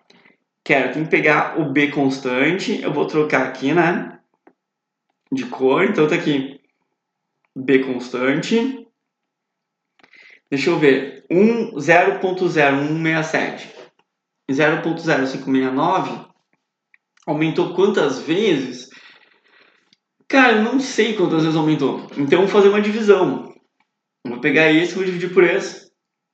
E vi que aumentou 3.4 vezes a concentração. Tá, beleza. E a velocidade aqui aumentou quantas vezes? Cara, também não consigo fazer. Então eu só vou melhorar um pouco esses números aqui, tá? Eu vou escrever esse cara aqui, 42 vezes 10 a menos 2, né? E vou dividir por esse, para saber quantas vezes aumentou a velocidade, tá aqui. Ah, cara, mas tá ruim, né? Tu consegue me dizer qual é o expoente que 3.4, né, elevado na x dá 11.6? Então, eu tenho que resolver essa pane, né? Porque se eu descobrir que expoente é esse, eu consigo descobrir qual é a ordem. Então, tem um jeito muito fácil de fazer isso, né? Se eu pegar o log de 3.4, né, elevado no x, é igual ao log de 11.6, eu consigo descobrir, né? Ah, mas por que você está usando log? Cara, eu não sei, é porque a questão me deu uns log aqui, você tá vendo? Então vamos lá, propriedades logaritmos, né? Esse x aqui passa para frente multiplicando. Então fica x log de 3.4 log de 11,6. O x ele vai ser o log de 11,6, né? que é 1,6, dividido, né? Passa dividindo o log de 3,4, que é 0,56. Ao fazer essa divisão, deu 2. Opa! Achei a ordem do A. Foi um pouquinho mais difícil, mas achei que deu 2. Então, aqui é a resposta, letra C. Beleza? Bom, agora que está entendido aqui, né? Eu vou fazer uma questão sinistra da cinética. Que daí eu espero que você entenda ela comigo. Não precisa se preocupar não, tá? Só segue a vibe. Ó, se um dia aparecer na caixa uma questão que tem uma equação muito sinistra, assim, que na última prova apareceu duas, que era só usar, né? A de Nernst e a de Henderson-Hasselbalch. Pode aparecer essa aqui de cinética também. E eu acho duvido, o senhor está inventando. Não, ela já apareceu, tá? Tanto que isso é uma questão da CAF. Então, olha o que eles vão perguntar, tá? Sobre condições apropriadas de decomposição térmica da vitamina a 175 graus Celsius, né? Apresentou as seguintes características, né? Cinética de primeira ordem e constante cinética de 0,020. Aí foi dada a equação de velocidade de primeira ordem, né? Nunca vi na minha vida. Mas olha só, deu a quantidade inicial, quantidade final, constante, tempo. E qual é o tempo necessário para que 500 miligramas, né? Seja reduzida a 50 miligramas. Cara, então não se assusta. Substitua aqui, ó. Esse cara aqui não é a quantidade inicial? Então põe 500 miligramas. Aqui não é a quantidade final? Então põe 50 miligramas. Agora aqui, ele não está dizendo que é a constante da velocidade? Então tá aqui, né? A constante da velocidade é 0,02 ou 20. E aí só tem esse t. Então, tu vai dividir, né, o log de 500 por 50, que vai dar 10. A gente sabe que log de 10 na base 10 é 1. E aqui eu só tenho 0,020 vezes t vezes dividido por 2,30, que eu passei multiplicando para cá. Como esse cara aqui, o log de 10 na base 10 é 1, né, vai ficar exatamente isso, né? Eu passo o 230, desculpa, o 2,30, e esse está multiplicando aqui, eu divido, né, por 0,02. Eu tenho o tempo, né, que vai dar 115 minutos. Cara, então, tu viu que eu não fiz nada, nem sei nada, não sei essa equação, nunca vi na minha vida. Então, eu consegui resolver mesmo assim. Então, se aparecer uma questão horrível, que vai aparecer, cara, eu sempre aviso isso, tá? Que nem no último vestibular apareceu duas. Cara, seja sangue frio e começa a substituir. Só vai substituindo, substituindo, que vai dar tudo certo. Combinado? Agora vamos para ligações, cara. Então, o que é legal você saber, tá? Que existe as ligações de hidrogênio e a de Van der Waals, tá? A de Van der Waals pode ser de polo induzido, se for molécula polar, e de polo permanente, que é polar. E a ligação de hidrogênio eu reconheço se tiver uma molécula muito polar, que é H ligado no FON. Então, lá na orgânica eu tenho essa sequência aqui, tá? Que já está em ordem de ponto de ebulição, ponto de solubilidade, ponto de densidade, tá? Então, quem tem maior ponto de ebulição? Ligação de hidrogênio, tá? Depois eu tenho moléculas polares, depois apolares. E na orgânica ainda tem essa sequência aqui. Combinado? Então, olha o que a CAF pode fazer, que eu acho que vai fazer, né? Porque faz um tempinho que não cai também. Ela vai te perguntar qual é a ordem decrescente do ponto de ebulição. Então, vamos lá, né? Quem tem maior temperatura de ebulição? As que têm ligação de hidrogênio. Tem alguém com ligação de hidrogênio aqui? Tem, amônia. Depois, as de polo permanente, né? Que são moléculas polares. E as de polo induzido, que são moléculas apolares. Só que daí, entre essas duas aqui, né? Quem tem maior ponto de ebulição? Quem tem maior massa, porque o neônio tem massa 20 e essa molécula de hidrogênio tem massa 2.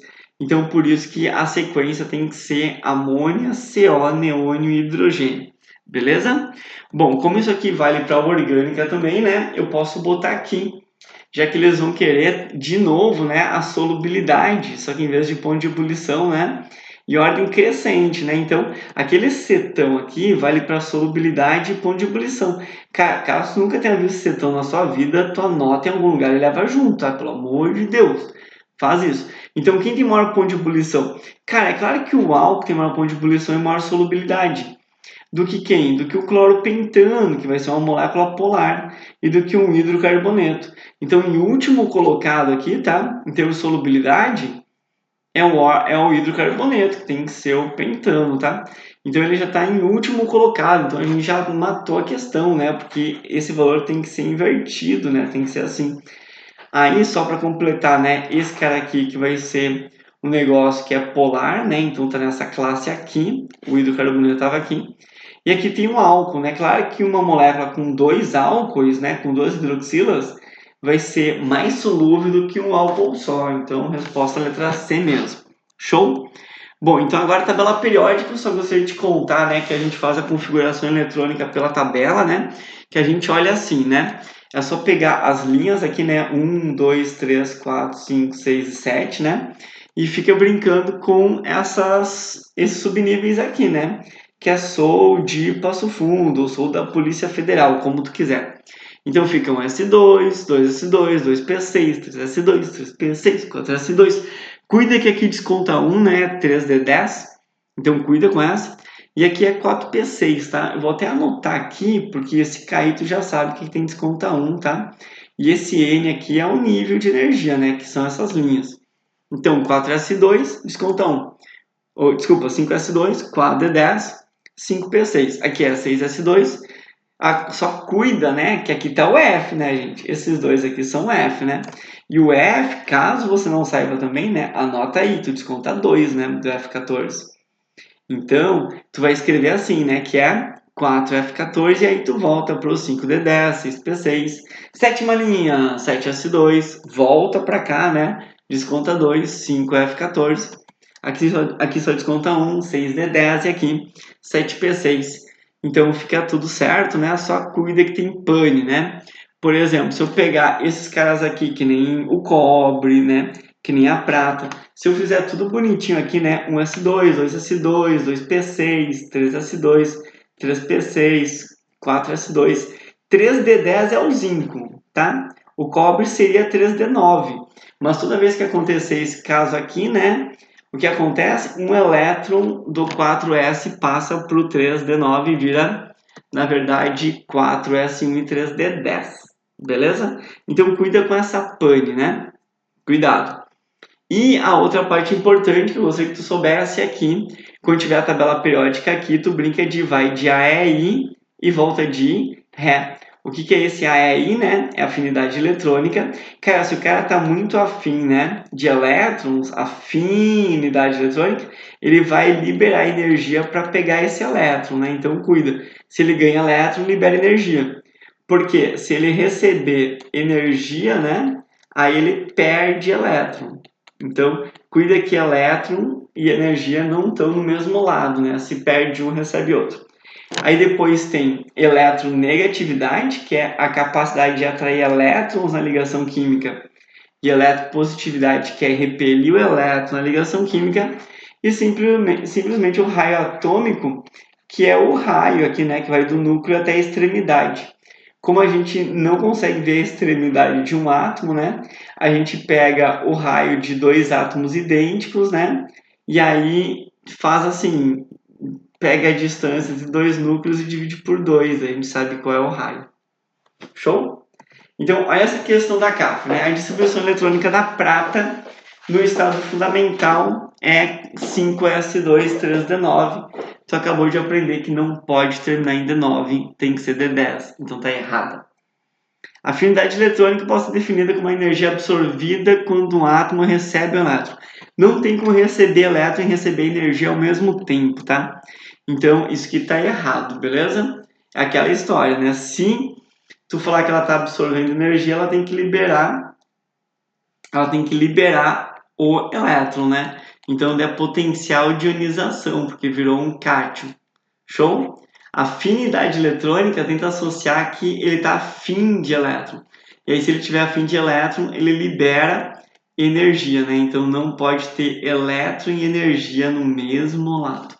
Então, vamos lá.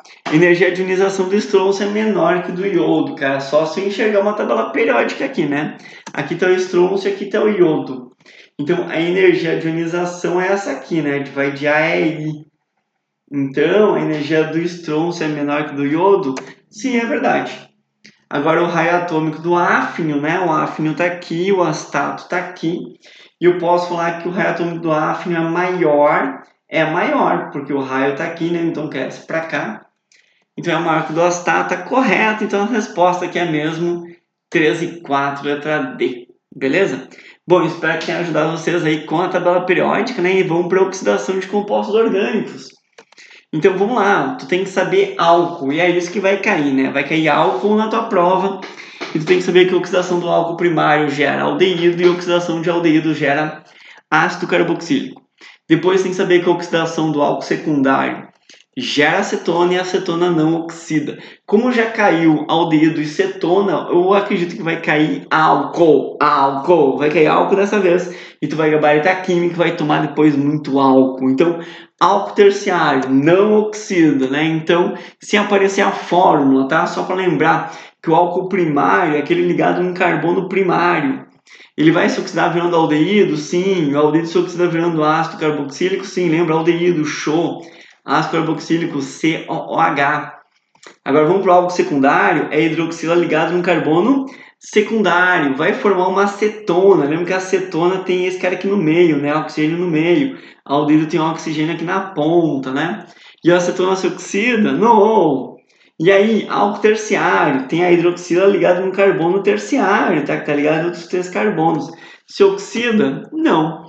Então vamos lá, né? Quando ele te perguntar assim, ó, eu vou fazer a questão inteira. Ele deu 3 substâncias aqui, inclusive deu o ponto de fusão delas, né? Então, a 65 graus Celsius, né? Essa aqui, ela vai passar de sólido para líquido aqui, né? Porque é fusão, tá? Ó, de sólido para líquido aqui e aqui também, de sólido para líquido aqui. Então, a 65 graus Celsius, né? Essa aqui, o 65, ele não virou, por exemplo, líquido ainda, né? Aqui também não virou líquido.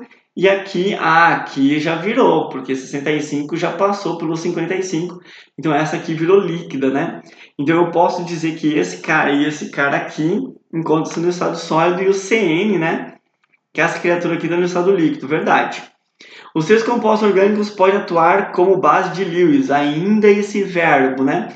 Deixa eu ver, tem oxigênio? Tem nitrogênio? Tem oxigênio e nitrogênio? Então pode ser base de Bronsted-Lowry, sim. E você sabe que toda a base de Bronsted-Lowry é base de Lewis. Então tá correto. Outra, CN e CS são compostos clorados. Deixa eu ver. CN e CS são clorados, tem cloro. E de classes estruturais diferentes, sendo que o CN é da classe das cetonas. Isso aqui é uma cetona, né? E o CS é nitrilo, isso aqui é uma nitrilo, então é verdade. Agora, olha só, a reação da cloroacetofenona com o reagente de Tollens.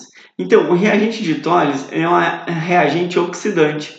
E quando ele faz oxidação, né, a acetona vira um espelho de prata. Lembra que a CAF adora esse reagente de Tollens, então dá uma procurada nele, tá? É bem fácil. Quem se oxida vira espelho de prata, quem se oxida não vira espelho de prata. A minha pergunta é, a acetona se oxida? Tu acabou de ver que não. Então, ela vai virar espelho de prata? Não. Então, essa que está errada e ela é a resposta, né? Porque a CAF quer o exceto. Então, beleza? Bom, agora vamos para outra que envolve oxidação também, tá? Na verdade, misturou muita coisa aqui. A gente pode começar fazendo a primeira que envolve a ordem, né? Já aprendeu ordem comigo? Então, vamos lá. Vamos pegar esse etanol aqui e dobrar a concentração dele, né? Dobrei. O que aconteceu com a velocidade? Quadruplicou. Quer pegar um outro valor? Tá aqui, ó. Dobrei a concentração dele, 0,20 para 0,4, tá? 0,40. A velocidade quadruplicou. Então, se a velocidade quadruplica, a ordem é 2. Então, é a primeira ordem? Não, é a segunda ordem. Tá errado essa aqui. A decomposição do etanol produz uma substância apolar, sim, que é o metano, e uma polar, que é o CO. Sim, substância extremamente fácil, eu acho, né? O etanol possui função química aldeído, sim, né? Esse show aqui a gente escreve exatamente assim, né? Aldeído, verdade.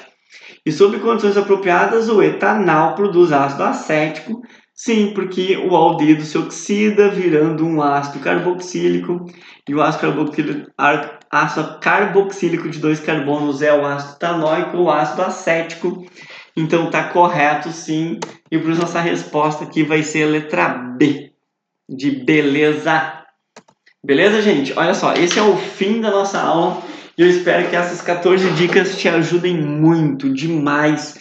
Claro que eu espero que você tenha se preparado resolvendo todas as provas da CAF, não só essa que eu estou dando agora, que caia muito mais questões, cara, que isso aqui não tenha sido nenhuma novidade para vocês, tenha sido apenas uma revisão, mas são as minhas últimas dicas pro vestibular. Então, boa prova, cara, de coração, boa sorte aí também, tá? Tomara que caia exatamente isso, né?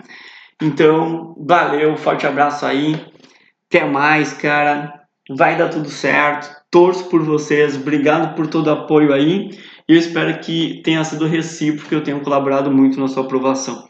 Então, beijos e abraços aí, gente, até mais, tchau, tchau.